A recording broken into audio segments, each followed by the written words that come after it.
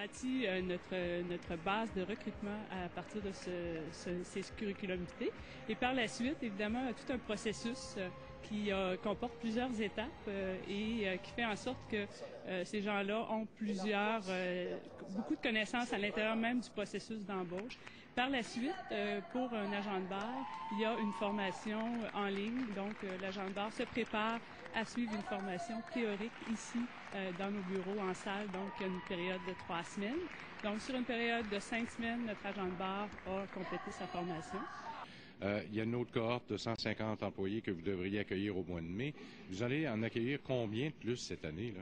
En fait, Air Transat est fier d'accueillir dans l'année 2011 plus de 250 agents de bar et 35 pilotes. Donc aujourd'hui, on en avait 28. Il nous reste une partie de gens qui vont débuter en mai prochain. Donc au total de 250, tout près de 300 emplois chez Air Transat en 2011. Qu'est-ce qui vous a poussé à faire une carrière dans l'aviation? C'est vraiment l'aviation qui m'intéressait beaucoup, le service à la clientèle. Fait que je pense que c'est un bon combiné des deux ensemble. Quand vous avez pris votre décision?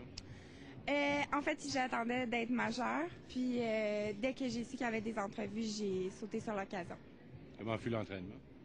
Ça fut vraiment dur, ça c'est sûr. Sauf que plus c'est dur, plus parce qu'on sent qu'on sait beaucoup de matière, donc plus on sent qu'on va apporter la sécurité des gens.